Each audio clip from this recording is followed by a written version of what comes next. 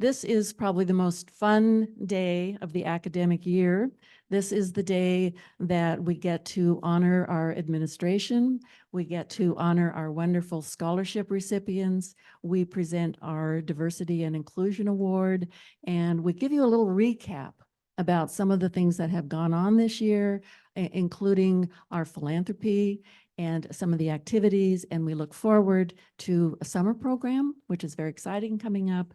So we have all kinds of good things for you today.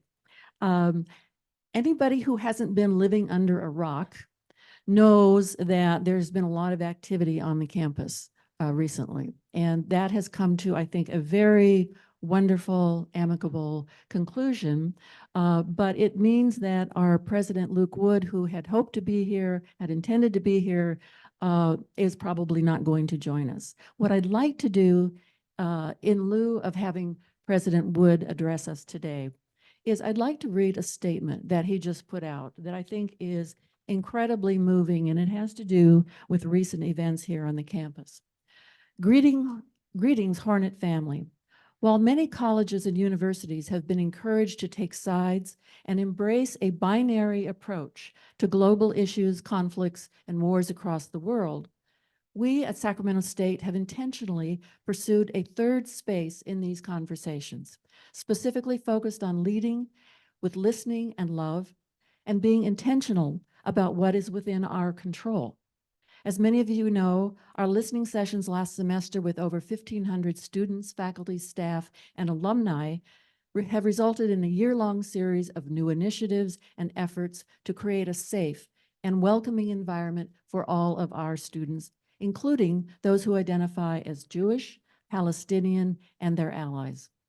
More specifically, students expressed concerns that the food options on campus did not provide enough options for their dietary restrictions. So we intentionally expanded halal and kosher food options on campus.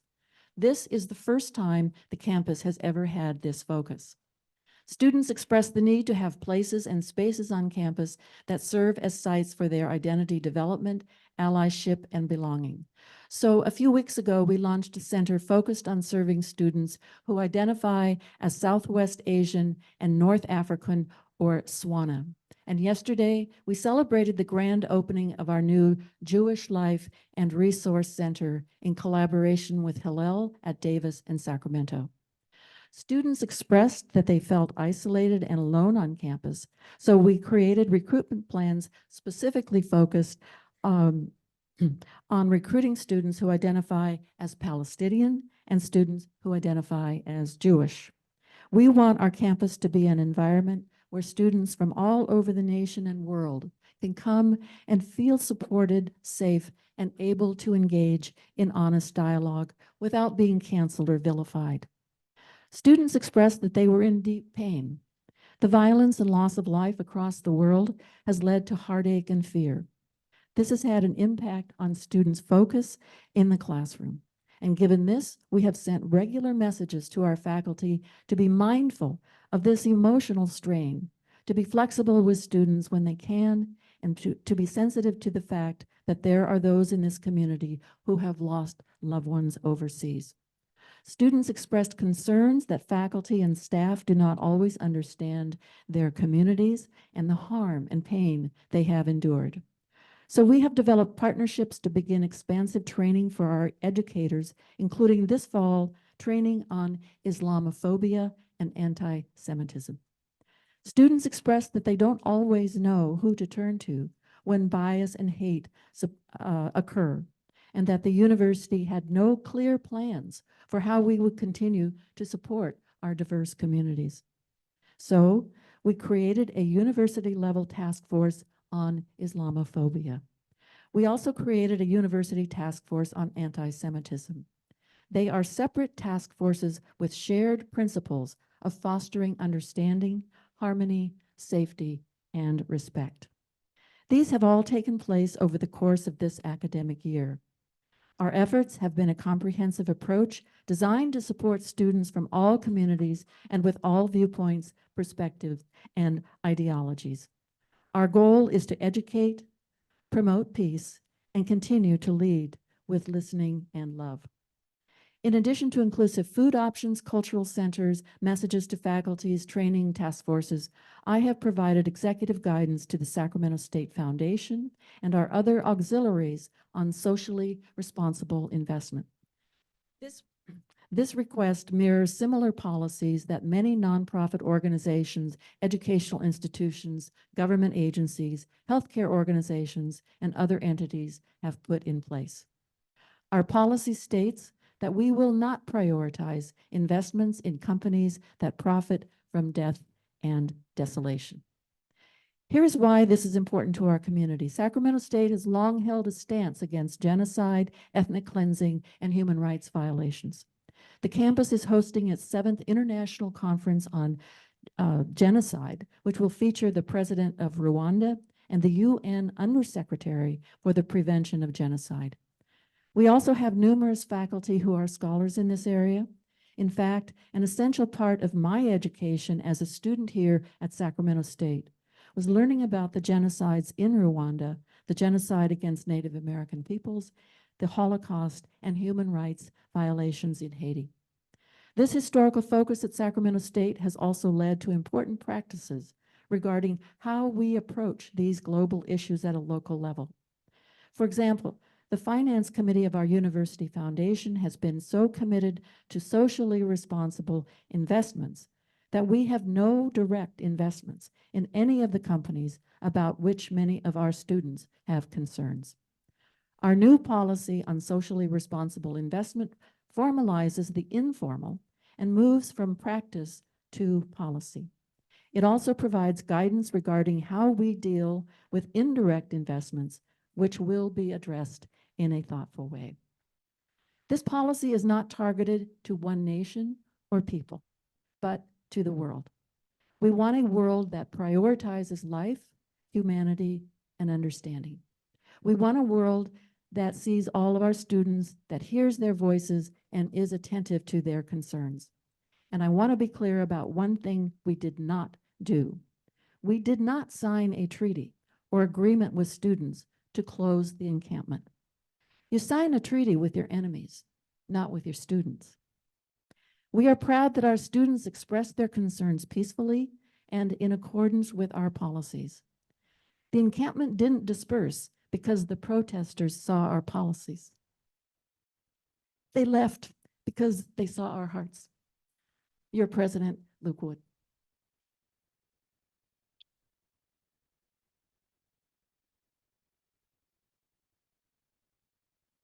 So, yes. Oh, farther away, okay. So, there, oh, of course. No. Oh, you're holding it upside down. Oh, got it. Yeah, there you go. Don't trust me with any of this technology. You'll learn that sooner. There we go. Okay, so now it's my pleasure to introduce, we have a few distinguished guests. So every year when we award our scholarships, we invite the deans and various faculty members from the departments for represented by our students here today. So today I would like to introduce, she will be coming, I understand, our Associate Dean for the College of Social Sciences and Interdisciplinary Studies. That's our liaison department with Sac State, and that's Dr. Maria Endriga. We have with us Dean Lisa Hammersley, College of Natural Science and Mathematics. Lisa is way in the back, and she needs to slip out, but thank you for being here, Dean Hammersley. I'm not seeing him, Dr. Rafael Escamilla. He's professor in the Department of Physical Therapy, and he is known to many of us because we do volunteer with the Department of Physical Therapy. That's when they take our aging bodies and they measure us and see how we can, if we can touch our toes, right? Yeah, not a pretty sight sometimes. Okay. Denise Wall-Perillo. Denise, thank you. Denise is Associate Chair of the School of Nursing. Andrea Becker, is she here with us? She is the chair of the Health Science Department. Danny Lee from ACC is one of our community partners. She plans to be there. She texted me and said she's running a little late. We'll try to get her up. We're looking for Reverend Dr. Jason Thompson, who will be joining us. Reverend Dr. Jason Thompson is going to be on the inaugural faculty of the new Black Honors College. And that's where he is right now. They're studying, I guess. Yeah, they're studying. And Summer Hayes, has she joined us yet? Okay. Summer Hayes will probably be joining us later. They have been up all night trying to pull together the donations from Renaissance members to the ASI food pantry. So that's what's going on there. All right. So now I'd like to turn to really one of the major, if not the major highlight of our of this annual meeting. And as you probably know, or some of you know, our scholarship program began in 1993 with two gentlemen, Doug Fulton and Lou Weintraub. We have now, over the years, given 128 total scholarships for a total amount of $290,000.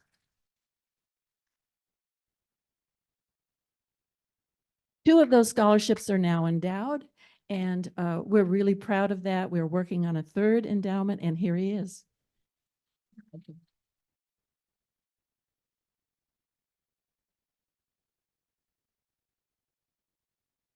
All right. Okay. Well, he has joined us.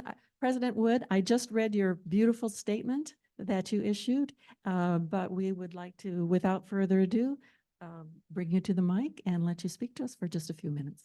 Thank you for making time.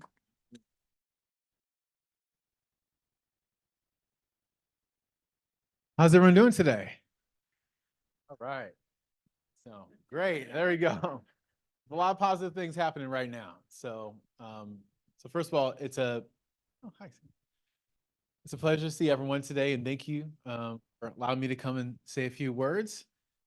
Obviously, the work and the involvement that you have on campus is so integral. Like when I think of the Renaissance Society, it's one of the best things that is happening at Sacramento State, and hands down. So I wanted to just say, one, hello. I hope you're doing well. Keep going and keep doing the good work of learning and growing and developing. And also I wanted to say thank you for everything you do for our students, the mentoring of students, but even more so, all the support for the food pantry. As you know, we have a lot of students at Sacramento State who struggle with food and housing insecurity. In my own personal background, that was something that I've talked about in terms of the challenges I had when I was a student here, going days at a time without eating and not necessarily knowing where I was going to lay my head at night. And I literally just came from a meeting where two meetings, one with students and then one with the Grocers Association, where we were literally having the same conversation about how much students are struggling with these issues. And so we want to make sure that we're doing as much as we can to support them. So, obviously we got the food pantry on campus. We're also in the fall opening up a basic needs center. And it's going to be essentially a comprehensive effort to support students. And so they'll have, obviously it'll be a second food pantry that'll be here on campus. And you might say, why would you want a second food pantry? Because there's not enough space in the first one, right? And I also think that the fact that we rely upon associated students, our students, to feed other students, is, first of all, it's absolutely amazing that they do so. And I'm so proud of it. And at the same time, we should also have an institutional responsibility to do the same thing. So the second thing that will be in there is, essentials that people might need. We have, a third of our students have dependents. And so having diapers that are available for folks to be able to have, clothing closet, emergency aid that students can have, and also crisis counseling. So it's a comprehensive way of meeting all the needs in one center, in one space. And so I know that you all have met, or at least most of you have met Anisha Mitchell, who's our Vice President for Student Affairs. And so she's leading that effort. And we just, like, right before we left San Diego State, we opened up the one at San Diego State, and we come here and it's like one of the first things that we're doing here. So there's a lot of things at San Diego State that we wanted to leave with there and not bring with us, but there was a couple of things that we did know were important. You know, we're also really excited about some of the ways in which we talk about diversity in our community. I mean, the diversity of this audience is impressive. And as you know, the diversity of our student body is impressive. We're a Hispanic serving institution, which is great, which means that we have at least 25% of our students who identify as Latinx. That's a federal designation. But Sacramento State isn't 25%, it's 37%. So we're super HSI.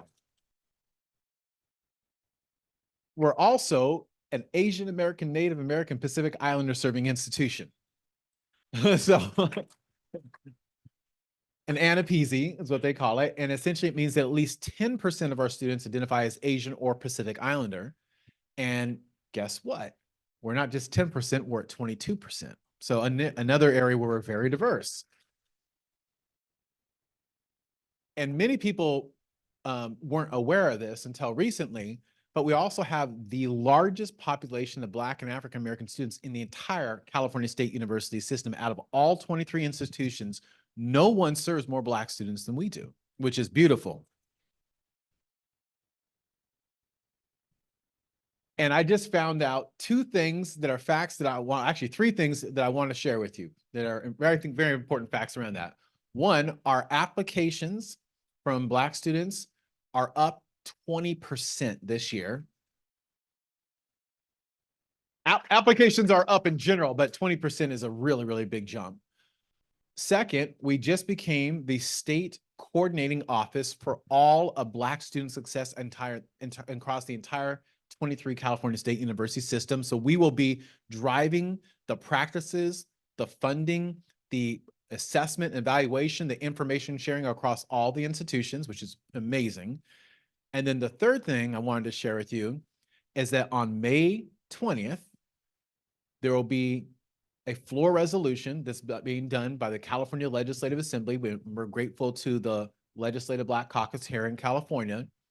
That will be the first time ever that anyone has done this. They will be designating Sacramento State as a Black serving institution.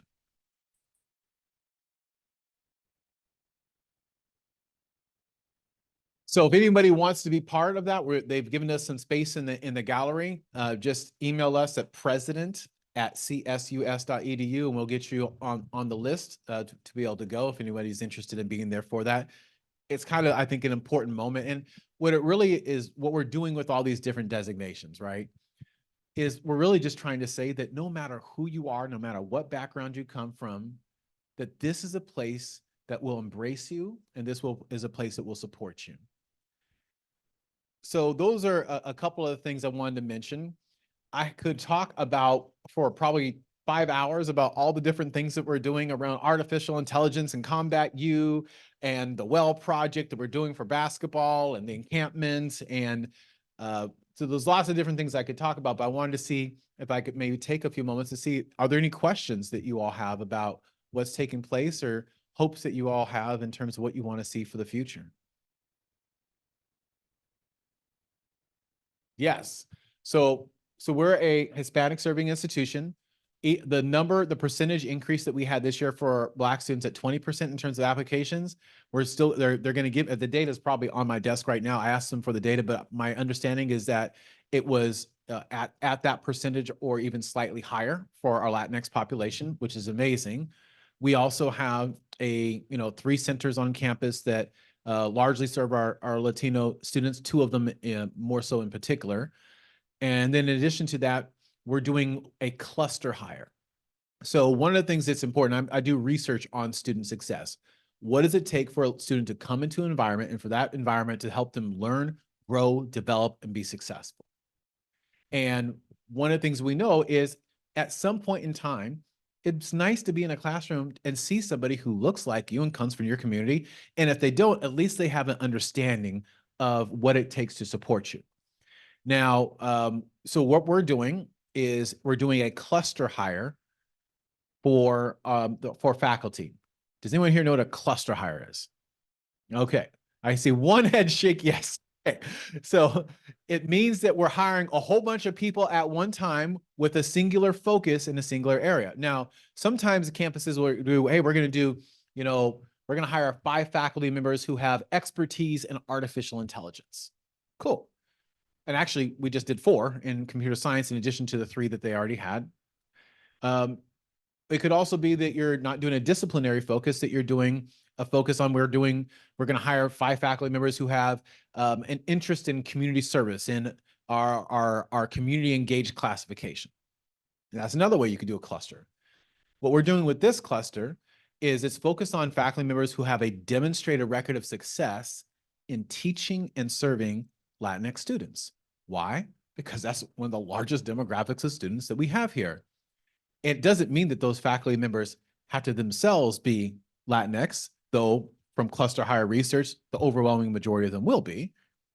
But it just means that they have to have a commitment to serving that population. And so, and they have to have not just a commitment, but they've shown that they've had a commitment. And so we're not doing 5 lines or 10 lines or 15 lines or 20 lines. We're doing 25 faculty lines with that specific focus. So we're going all in to make sure that we're serving the largest demographic of students that we have here. Go ahead. You'll go next and then we'll go right here and then there.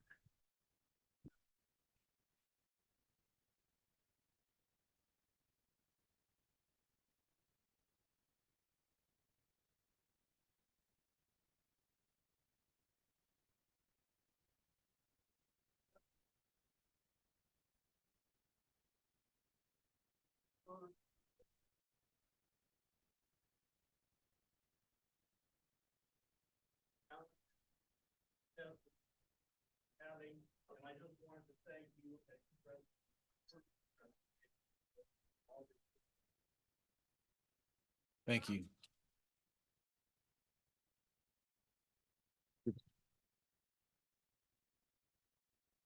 So we released, as you mentioned, that statement, and for the students, we released the same statement, but it was just a video of me saying it.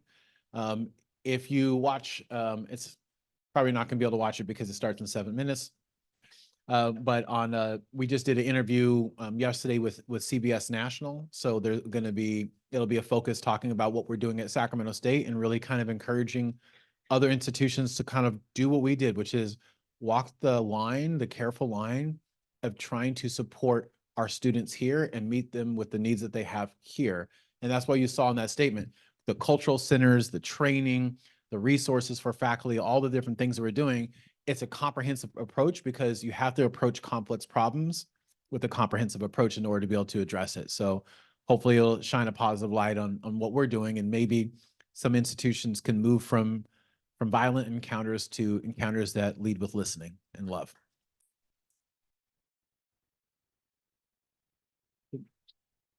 Yes, you have it.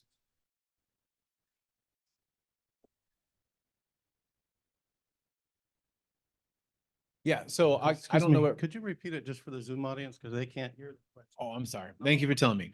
Okay, so the question is about the retention rate, and I don't know the answer, but I do know our graduation rate, so we'll go with that one. So the retention rate is students who are continuing, right? Graduation rate are those who graduate in either 4-year timeframe, 5-year timeframe, or 6-year timeframe. I can tell you right now that I was not a 4-year timeframe student and when I was here at Sacramento State. But our 4-year graduation rate when President Nelson began was 8.5%. Which sounds really bad, but was actually an improvement from when I was a student here. And under his leadership, and you know, when I say under his leadership, you know, as in these roles, we do our best to lead and try to guide the institution in one place. But the truth is the people who do the work are the folks who are on the ground, the faculty members, the staff members, the deans, like they're the ones who are really making the hard things happen. And what they did is they got our graduation rate, the 4-year, from 8.5% to 28.5%. And that's the 4-year rate. The 6-year rate is way higher. So, and then with transfer students, we knock it out the park. We're really, really good at serving transfer students. And that's important because we have the 5th largest population of transfer students in the Cal State system. And now with all these, we just signed for the Black Honors College. We just signed today. We haven't even told anybody this. 15 MOUs with community colleges to do guaranteed admissions into it.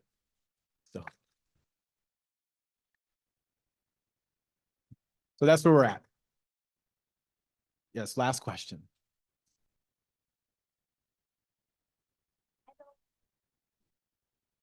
Yes.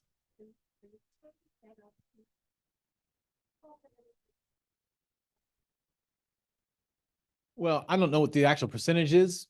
So the question is the adult student population on campus, those students who are returning, what does that look like? What are we doing for them in general? And what I would say is, I don't know the exact percentage, but I can say that a third of our students have dependents, which means that they're more likely to be part of that population, though not totally.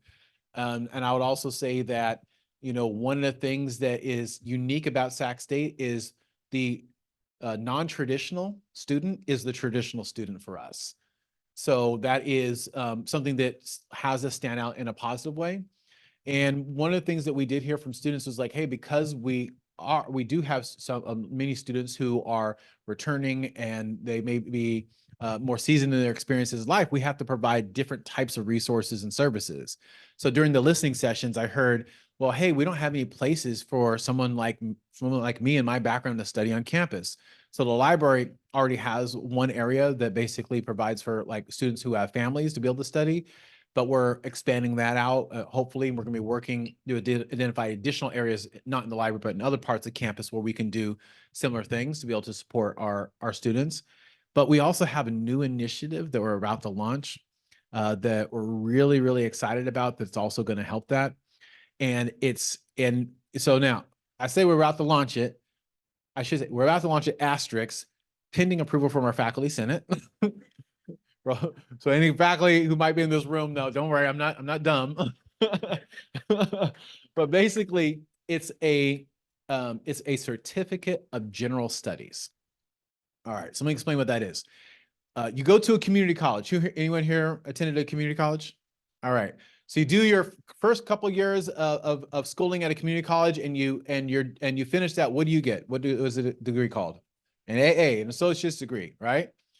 You do your first couple years of schooling at Sacramento State. What do you get? Nothing. Not even nothing. Nothing. Right? We can't even put the G on it. Right?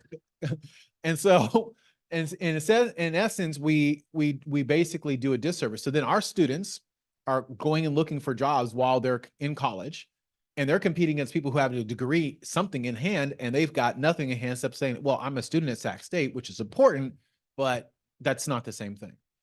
And so we're going to be doing, after they complete their first 2 years, and this is part of our new strategic plan for the university, that we basically give them a certificate of general studies that basically is the equivalent to the associate degree that honors that work that's been done. Yeah. Now, you might say, what the heck does that have to do with your question? Here's what it has to do with. So the minute that is in place, our plan is to go back the last 7 years to every single person who left Sacramento State without a degree. And we are going to call all of them. We're going to email all of them. We are going to mail all of them. We are going to stalk them a little bit and say, come on back to Sacramento State. You're only 2 classes away from a certificate in general studies. Or if you enroll right now, you qualify for our certificate in general studies, so that we can use it as a way to draw back some of those students who have left, to bring them back into the institution. I'm going over time, so I'm going to say one last thing and then I'm going to leave, and I'll keep it very, very quick. I wanted just to tell you 2 nice things that are happening that'll take place in December of this year. First, we're bringing back our graduation for fall. So we'll have a fall commencement.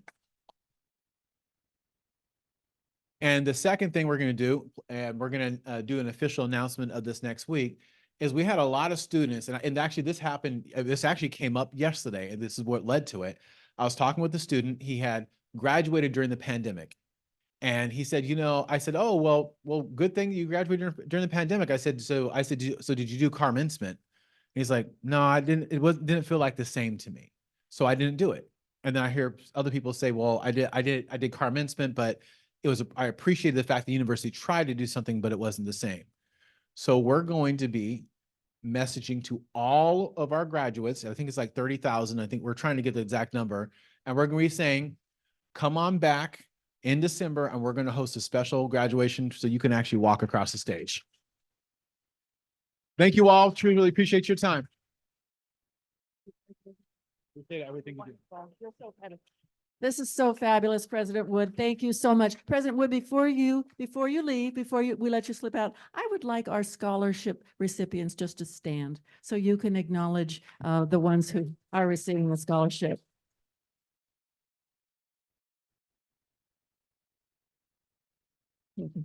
Eh, Yes.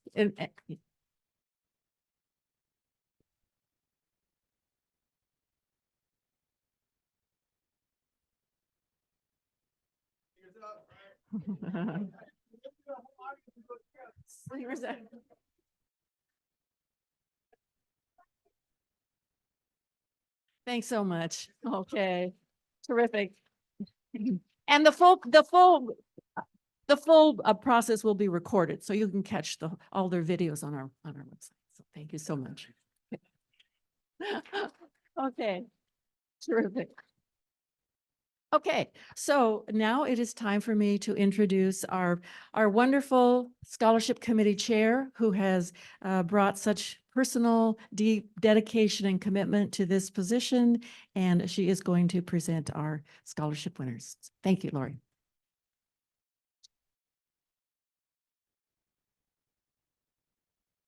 Well, how do you follow that? But actually, I have a way to do it because we do have our scholarship recipients and they took their time to put together videos. And so I'm going to introduce them through their videos, and then we'll have them come up afterwards and receive their certificates. So with that, if we could start the videos.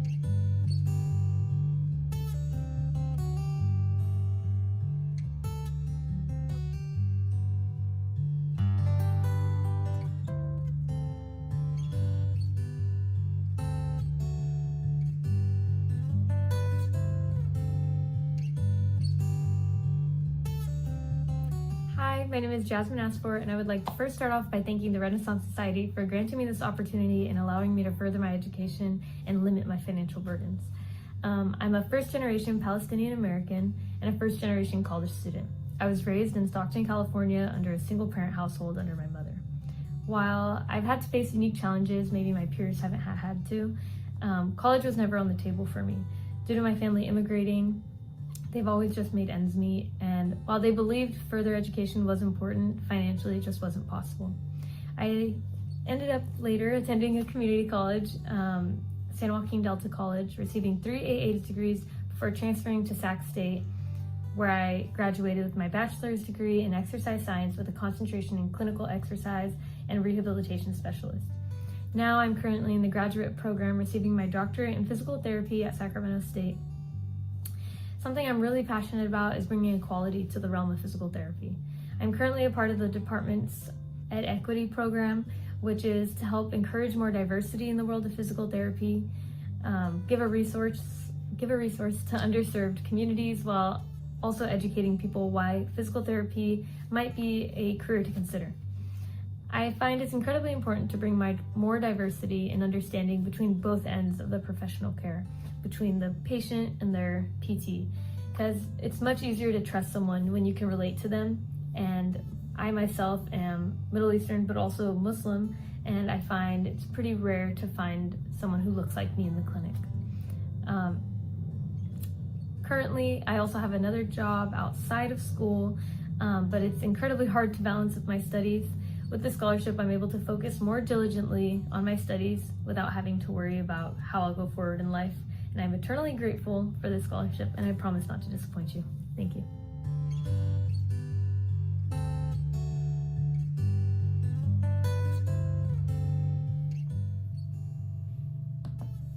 Hello everyone, my name is Javier Adan Marquez. I'm a junior majoring in social work at Sac State University. I'm just deeply humbled and profoundly grateful for this generous scholarship I've received from the Renaissance Society. think the scholarship has significantly eased my financial burdens, and it's really unlocked a realm of possibilities, allowing me to chase my dream of obtaining a social work degree from Sac State. Just truly honored and will forever be indebted to this beautiful organization.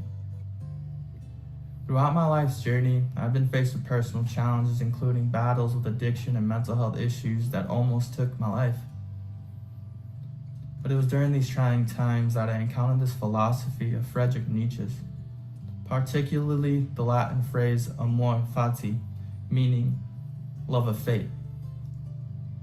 And this just has taught me to embrace everything that life brings, understanding that we may not have control over life's events, but we do have control over how we react to them.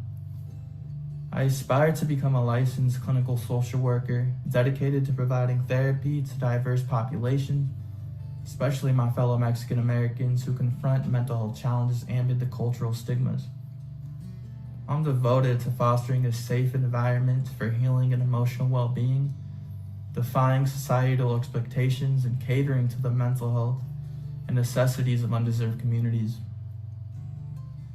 Attaining a college degree from Sacramento State transcends a mere personal ambition. It symbolizes my steadfast dedication to both personal and professional development. And despite adversity, my resilience never falters. In my quest for knowledge, I discover fortitude, supported by Sac State. And I'm just confident in my ability to persist, to flourish, and to leave an undeniable mark on this world. My heart is filled with the deepest appreciation for my daughter, my parents, and all of my family and friends who have stood by me on this path. Their unwavering belief in me has been a pillar of strength and a wellspring of motivation.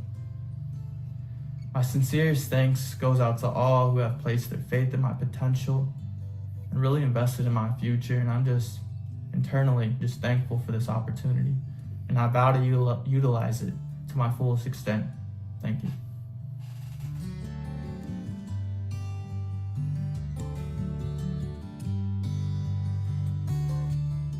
Hello everyone, my name is Misa Perez. I am a first-year Doctor of Physical Therapy student here at Sacramento State. First and foremost, I wanted to express my gratitude to the Renaissance Society for choosing me as one of the recipients for this scholarship. This award means a lot to me, not only because of my financial circumstances, but also because I know that the members of this society are wonderful people. I know this because I already had the opportunity to work with one of the members during my very first patient interview practice experience for my doctorate degree. This member agreed to be my fictitious patient, and throughout the entire assignment, she was extremely kind and very energetic, and overall she gave me such a wonderful experience in terms of practicing my interviewing skills. For this reason, knowing that I'm being chosen by this type of individuals to me is truly an honor. Now a little bit about myself. I am a first-generation Mexican-American student coming from a very low-income family. I currently have a job to pay for my tuition because, like I said before, my family is not very financially capable of supporting me, which is another reason why this scholarship means a lot to me. It will allow me to focus more on actually graduating for my program instead of the financial burdens. Once I graduate, my plan is to work in areas predominated by the minority population and hopefully act as a mentor to encourage these individuals to pursue higher education. So thank you very much once again for this amazing opportunity to continue my own education.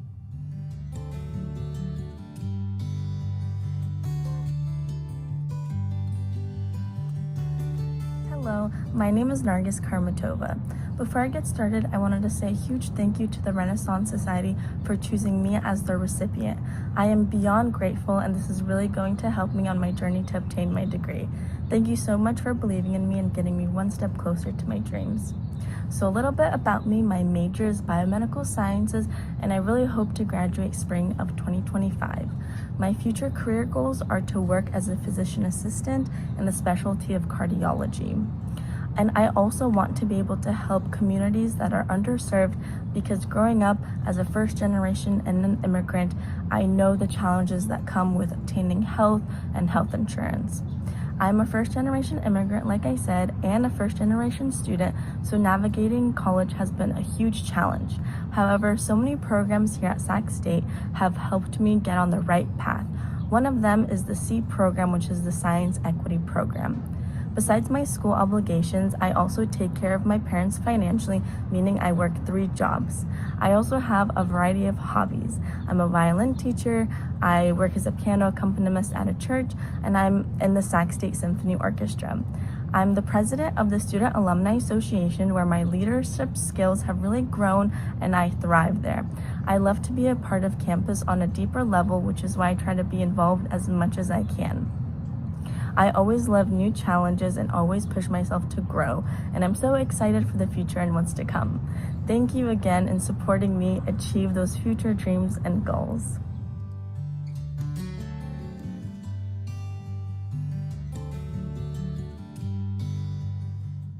Hello, my name is Jackie Chang, and I'm a first-generation Hmong American student, currently in my 3rd year majoring in biomedical sciences here at Sac State.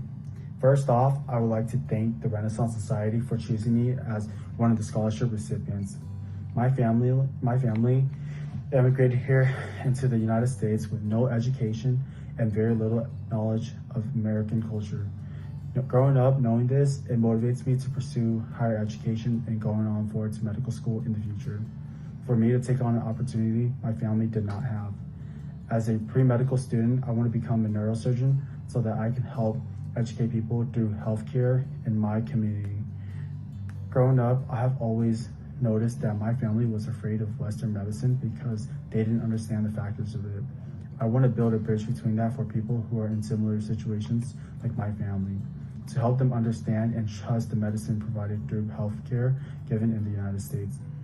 With the Renaissance Society Scholarship, I would be able to continue my education as it would help me access more resources and financial support, such as aiding my needs for school, like textbooks and parking permit, my house rent, car insurance, gas, groceries, and much more.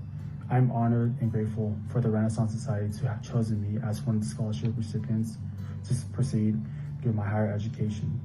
Thank you.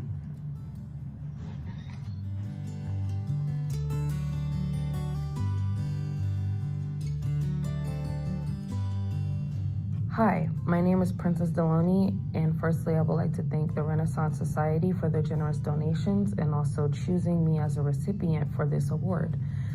This is my 2nd year at Sacramento State, and I am currently a health science major.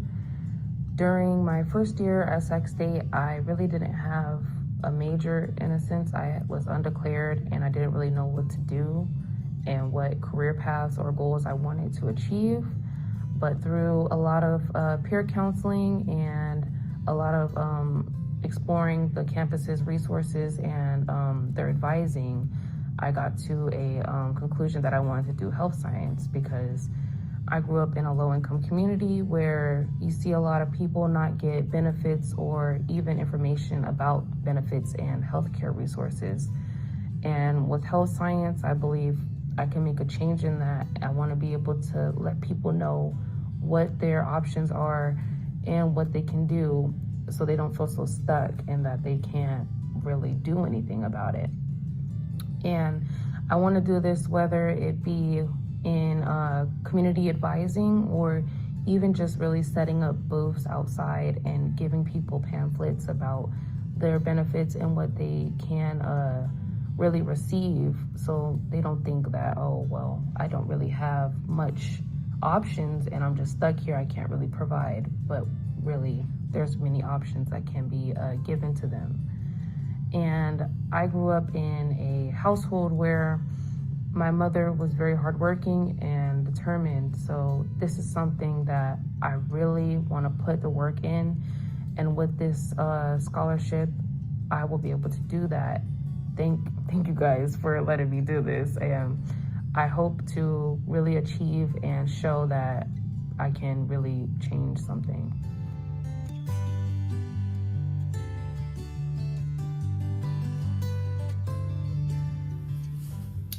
Hello, member of Renaissance Society. My name is Fam, and I am the first semester nursing student at Sac State University. I am thrilled, happy, and deeply honored to be one of the scholarship recipients from Renaissance Society. And I want to say thank you and express my heartfelt gratitude to the donors of Renaissance Society. My college journey to this point had been filled with many challenges. As an immigrant from Vietnam, I had to study English as a second language. I also a first generation college student, and as a father, balancing my responsibilities have been really tough. And despite all of that, I have completed my associate degree in neuroscience at American River College and transferred successfully to Sac State University nursing program. I like to help older adults, and I like to learn from their experiences.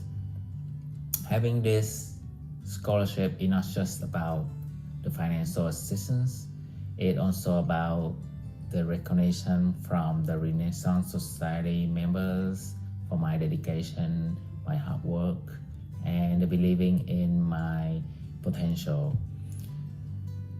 And your commitment to lifelong learning is really incredible, and I'm proud to be a part of this community. I promise to make the most of this opportunity and to use my education to make a positive impact to the community and beyond. And once again, thank you for this incredible honor and your unwavering support.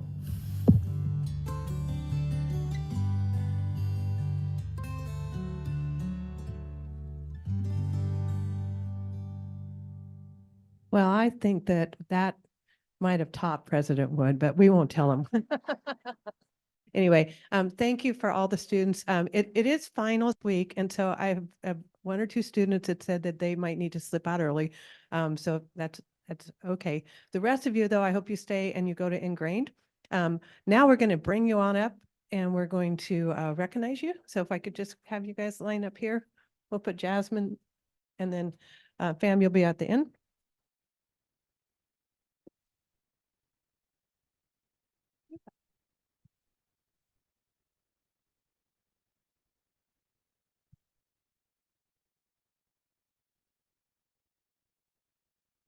All right, well, we would like to recognize Jasmine Alfor.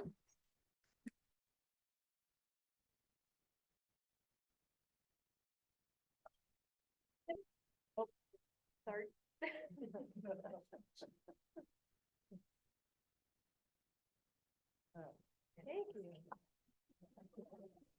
Thank you. Jackie Chan.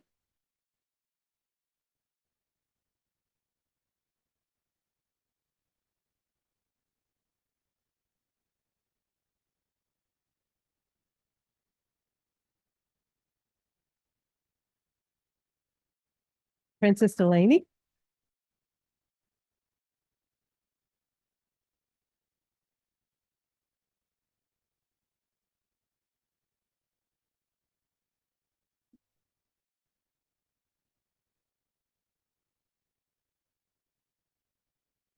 Nargis Kara Tavada.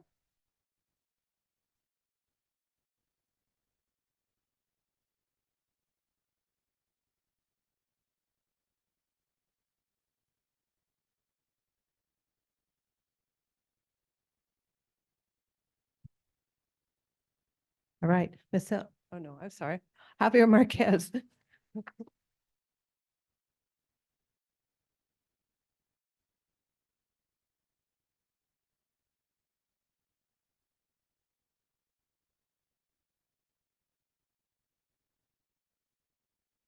There's Michelle Perez.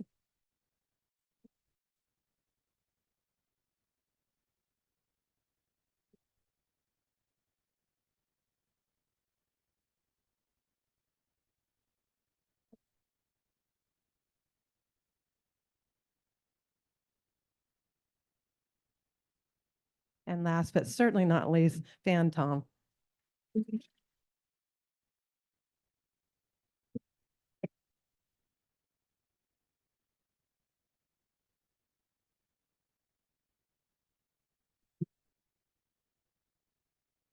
So again, thank you for the students. Thank you for all of our donors, because we certainly couldn't do this without you. Every contribution, whether it's small or large, helps us grant us these scholarships and works towards endowing the scholarships, which is what we're shooting for. It's a truly an honor to be part of this committee. I have a great group of people. If you wouldn't mind, could we bring up the next slide now? If I could have the scholarship committee stand up. We have a mixture of the folks that helped this year, and then we have 3 new scholarship members, which I'm really excited. So if you guys wouldn't mind standing up real quick. We got Barbara. There we go. Virginia. Oops. And thank you very much. I think your names will appear up there soon. Anyway, I have to say that I am really attached to the scholarship committee because I'm a Sac State graduate, and I also went through Sac State on a Pell Grant. That's the only way I did it as a parent with a couple, single parent with a couple small kids. The other people I wanted to recognize, we have our partners from Sac State. So I wanted to recognize Tyler Jenkins and Fatima Acampo over there. All right, and with that, I'd like to introduce Debbie Martinez. She's going to come up. She is our outgoing vice president, and she's going to, she's the MCDE committee member and present the next award.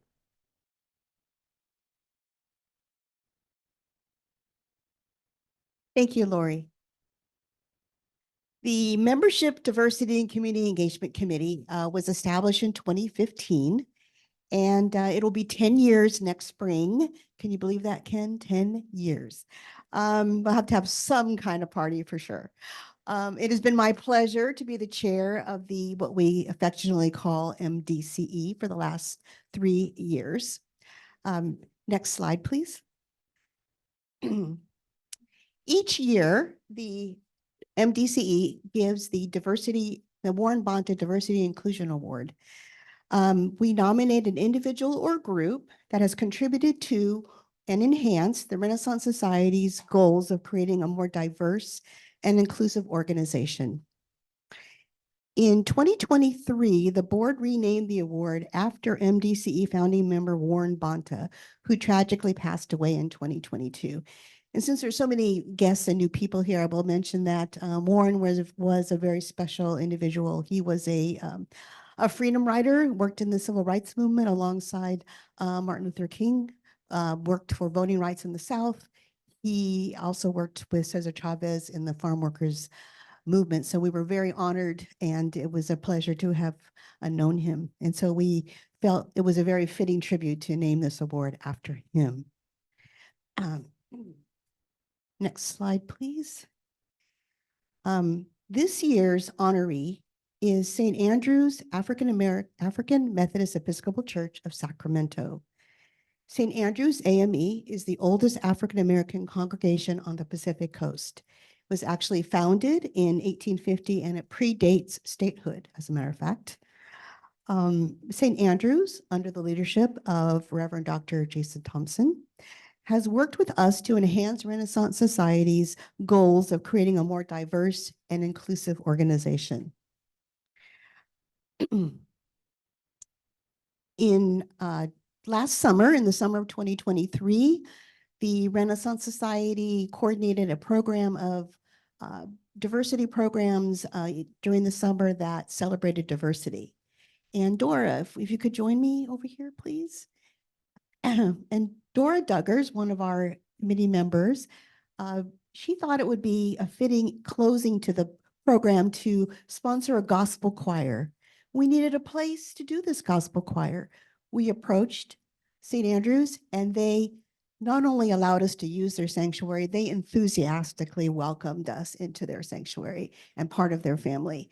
And we had the most joyous celebration with not only some special outside performers, but St. Andrews beautiful choir sang. Pastor Jason shared some of his talent with us, and it was just an amazing experience of bringing the community together. Thank you. Yeah, that deserves a round of applause. But they were not one and done with us. Oh, no. After that, they continued to partner with us. They attended our open house and tabled, introducing our members to the things that St. Andrew's offered. They attended our holiday dinner. They came to participate in some of the classes here at Renaissance, the MLK dinner. Under the leadership of one of our other members, Velma Parker, St. Andrews and Renaissance have formed a partnership to encourage continued growth and collaboration. And we just look forward to more and more things that we'll be doing together. St. Andrews has been and continues to be a vital partner to the Renaissance Society in building our relationship with the African American community. It is, if we could have Pastor Jason and Kimberly come up, please.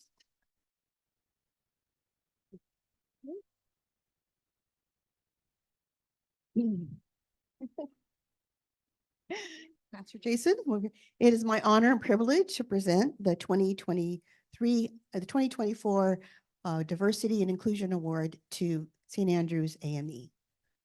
You're welcome. Yes, oh yes. Yes, I'd like to, we have many members of St. Andrews here. If you could please stand or wave and we can acknowledge you for contribution. Thank you so much. Thank you so much. And Kimberly, who was so instrumental in helping us with many of these activities. Did you want to? Yes, please. I just want to let everybody know how generous this means. Oh, sorry, I get excited. I want everyone to know how generous this congregation is, and you're led by a very, very inspiring young man, Reverend Dr. Jason Thompson. I cannot thank you enough. I came to them looking for a home for, God placed it on my heart. We need gospel. We need God. We need love. And the last meeting that we had, I'm so thankful that the Renaissance Society allowed me to go ahead with this. And it was such a success, all because of these two people in that congregation. This is my heartfelt thought. I'm sorry, maybe you should hold it for me. I get excited. Thank you so much. This here young lady, I can never say enough about her. I knew her mom when I was a child. We would go to the same church. I was at her grandma's funeral, saw her sing, and I asked her to be a part of the program that God had laid on my heart. I didn't know where it was going to be or how it was going to turn out, but I asked her, and she said, yes, I would love to. I tell you, I don't know. I have no words. She was my right hand in making this all come together. She was there. So with that, I love to present you with this orchid. Thank you. Pastor Jason, did you want to say a few words?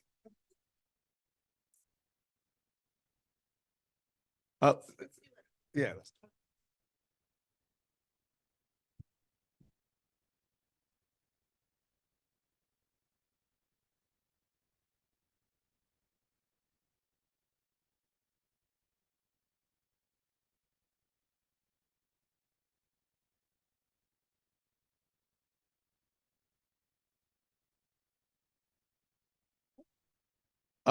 Good afternoon. I was actually at another training session across campus and Dr. Wood stopped by. And then as I was walking, I saw him get into his golf cart. And I said, I wish I would have known you were coming this way. I would have thumbed a ride. But I certainly stand as a representative of a wonderful congregation who really at the very forefront, at that very onset of its existence, started because it believed in providing for those who may be at the margins of society, fighting for injustices and creativities, and for everybody, as I said, our church, Lottie, Dottie, and everybody, to have the same amount of resources and that those who are the most privileged have. And so I'm excited to accept this award on behalf of our congregation. We certainly look forward to more work together, as you said, doing some good work, even amongst very wicked problems in society. And so we thank you for this award, and we certainly hope that we continue to live up to that high standard. Thank you.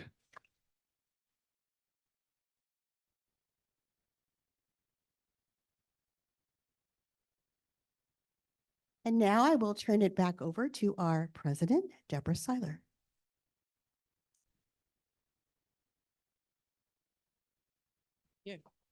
All right, thank you.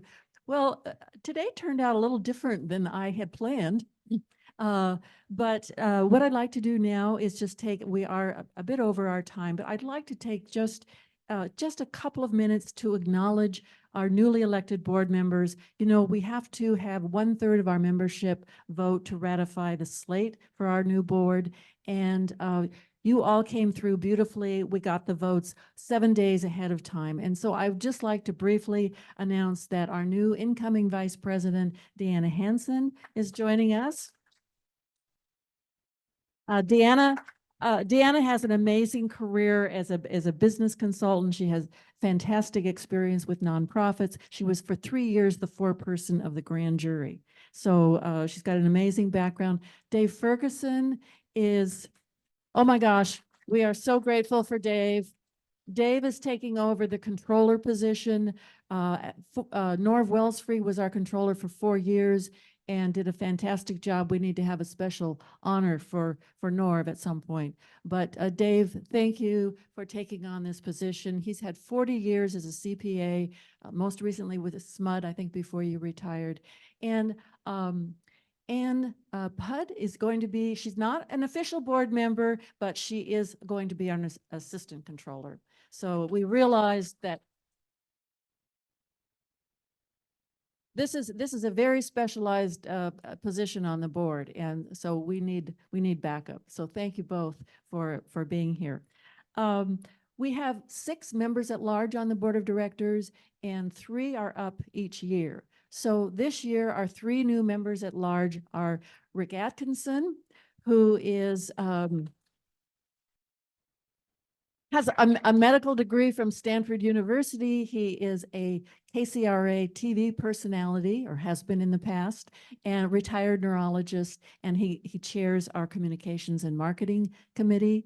Daryl Freeman, I think, is probably not here today, but Daryl is our new program committee chair, and that's a vital position. It's one of the most vital committees in Renaissance Society. So we're very grateful to Daryl. Daryl's a retired professor of ethnic studies here at Sac State. And Jackie Lamb is also joining the board. Jackie has an amazing background in community college education, international business accounting, and as an assistant superintendent of public instruction to now recently deceased Delane Easton, who was the superintendent of public instruction. So really an incredible, we are so lucky. We are also lucky to have continuing in office Susan Brackenhoff as our secretary. We have Carol Baraki, Janet Heath, and Frank Martinez, who continue as members at large, and you're stuck with me for another year.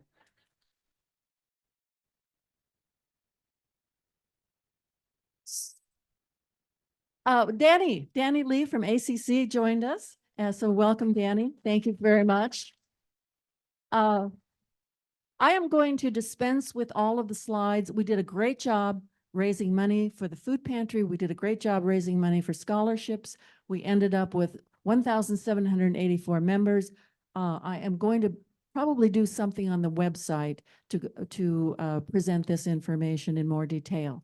But for now, what I'd like to do is I'd like to skip to the very end of our presentation because I have another special award for you today.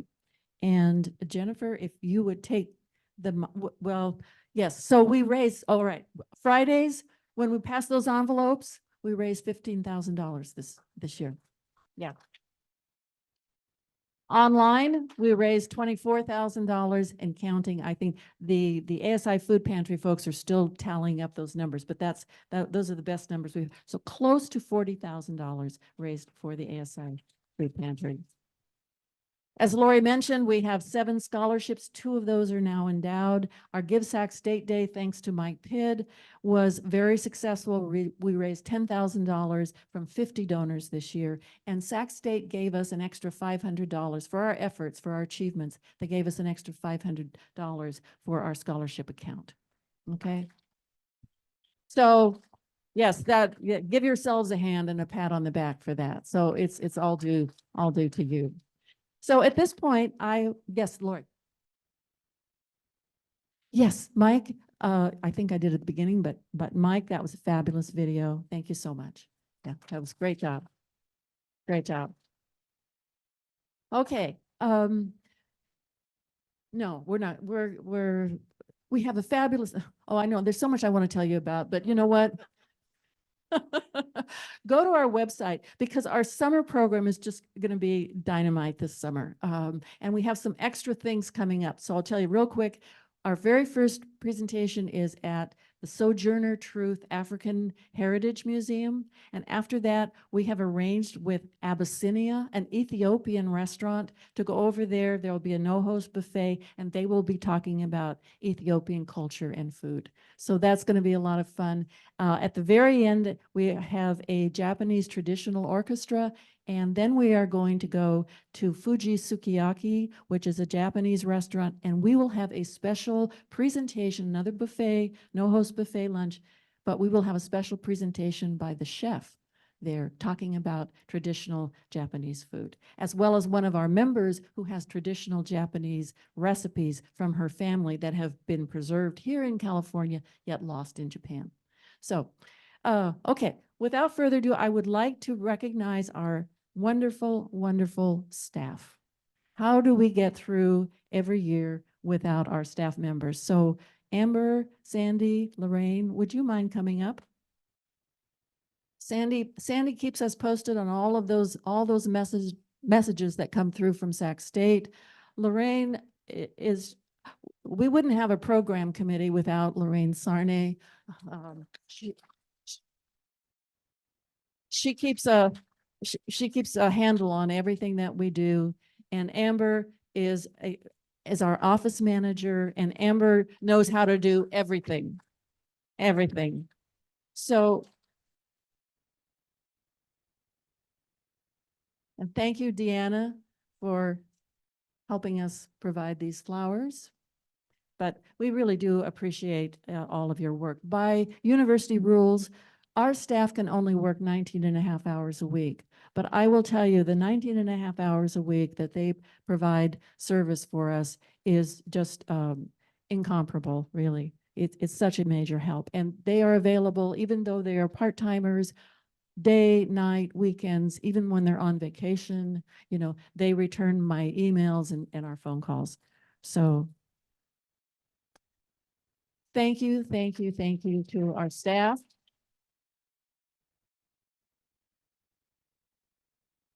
Thanks to all of you, and let us go to Ingrained over at the university, and we will have a reception for everyone who can join us. Thank you so much. This concludes our meeting.